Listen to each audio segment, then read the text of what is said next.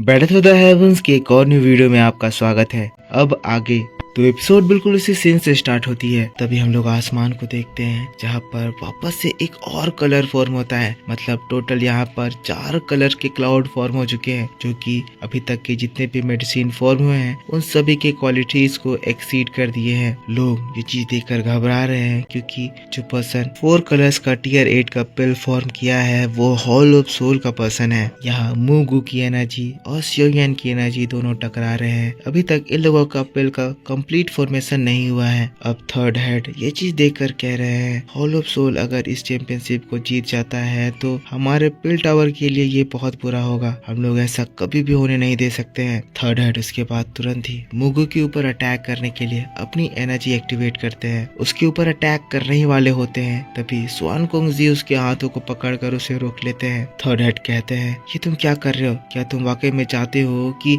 3000 burning flame जैसी बड़ी ताकत हॉल ऑफ सोल के हाथों में चली जाए? अगर पिल रीजन में आकर हॉल ऑफ सोल हमारे सारे डिसाइपल्स को हराकर इस पिल गैदरिंग कंपटीशन को जीत जाएगा तो फ्यूचर में हमारे पिल टावर की क्या इज्जत रह जाएगी? मैं ऐसा कभी भी होने नहीं दे सकता। मैं इसे मार दूंगा, ये काम यहीं पे खत्म कर दूंगा। लेकिन स्वान कोंग जी कहते हैं अगर हम इसे इस जगह पर ऐसे मार दे तो हॉल ऑफ सोल इस बात का इस्तेमाल हमारे ऊपर वॉर डिक्लेयर करने में करेगा और हमारे करंट पिल टावर की ये कंडीशन नहीं है कि वो पूरे के पूरे हॉल ऑफ सोल से टकरा सके। ये बात सुनकर थर्ड हेड अपने आप को कंट्रोल करते हैं। सेकंड हेड आती है, कहती है देखो शियोयन का अभी तक पिल कम्प्लीटली फॉर्म नहीं हुआ है। अभी भी शियोयन के पास एक चांस है, कुछ भी हो सकता है, चमत्कार हो सकता है। शायद अभी भी मुगु को हराने का हमारे पास एक चांस बचा हुआ है। शियोयन भी इधर आसमान में देख रहा है। आसमान में मुगु के 4 कलर्स शियोयन के आगे ब्राइटली ग्लो कर रहे हैं। शियोयन भी परेशान है कि अब वो क्या करे। जिसके बाद हम लोग ये जोंग को देखते हैं जिससे सिल्लान पूछ रही होती है कि क्या शियोयन इस बीच में भी अपने पिल की क्वालिटी को बढ़ा सकता है? क्या शियोयन इस कंपटीशन को भी जीत सकता है? तब ये जोंग बताते हैं ऐसा पॉसिबल नहीं है क्योंकि शियोयन अभी पिल रिफाइनिंग के जिस स्टेज में है उस जगह पर अब पिल ऑलमोस्ट फॉर्म हो चुका है और इस समय में पिल के क्वालिटीज को और ज्यादा नहीं बढ़ाया जा सकता है और दोबारा शुरू से सब कुछ शुरू करने के लिए समय भी बहुत ज्यादा कम है। लगता है शियोयन इस बार हॉल ऑफ सोल के पर्सन से हार जाएगा। पर यहाँ इस सैड सिचुएशन को देखकर सभी लोग खड़े हो जाते हैं। शियोयन भी सैड है तो ये लोग शियोयन को मोटिवेट करते हैं। सबसे पहले लिटिल फेरी डॉक्टर कहती है मुझे विश्वास है चाहे कुछ भी हो जाए शियोयन कर लेगा। जियान भी कहती है मुझे भी विश्वास है शियोयन इस मुगु को हराएगा। जिसके बाद ऊपर खड़े हो जाती है। शियोयन की ओर चिल्लाते हुए कहती है शियोयन हम सबको तुम पे विश्वास है, हार मत मानना, इस बुढ़े को हरा दो, इसको इतनी बुरी तरह हराओ कि ये पैंट में सुसु कर दे। शियोयन जियान की बात सुनता है, उससे थोड़ी सी हंसी आ जाती है। पर इन लोगों की बात को सुनकर शियोयन को काफी ज्यादा अच्छा महसूस होता है। वो मोटिवेट हो जाता है। यहाँ दोनों की एनर्जीज टकरा रहे हैं। मुगु की एनर्जी शियोयन से ज्यादा लग रही है। सभी लोग उम्मीद लगाकर शियोयन की ओर देख रहे हैं। पिल टावर की रेपुटेशन अब शियोयन पर टिकी हुई है। पर हम लोग शियोयन को देखते हैं जो कि इस रिफाइनिंग की वजह से काफी ज्यादा थक गया है। वैसे भी ये अभी तक का अपने सबसे हाईएस्ट ग्रेड का पिल रिफाइन करा है। वो कोशिश कर रहा है कि इस पिल की क्वालिटी को वो और ज्यादा बढ़ाए पर उसे कोई भी आइडिया समझ नहीं आ रहा है। जिस स्टेज में शियोयन है वाकई में उस जगह से पिल की क्वालिटी को और ज्यादा नहीं बढ़ाया जा सकता है। पर तब अचानक से शियोयन को कुछ याद आता है। बचपन में शियोयन के दिमाग में ये सवाल आया था जो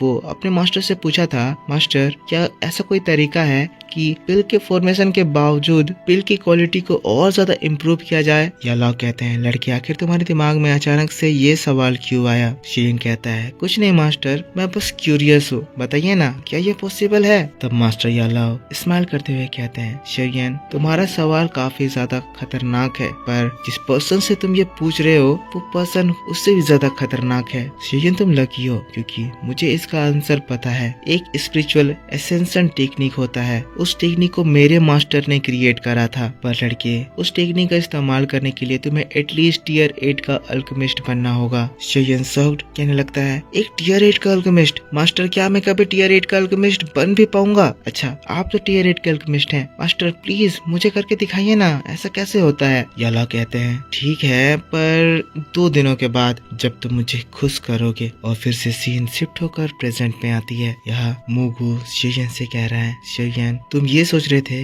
कि तुम जैसा जूनियर मुझे इस पिल रिफाइनिंग में हरा सकता है। अब बात बदल चुकी है। अब चाहे तुम्हारा टीचर ही क्यों ना आ जाए, मैं तुम्हारे टीचर को भी आसानी से हरा दूंगा। शेयन को देखकर वो हंसने लगता है, उसका मजाक उड़ाने लगता है। पर तभी एक कोल्ड एनर्जी उस जगह पर फैलती है।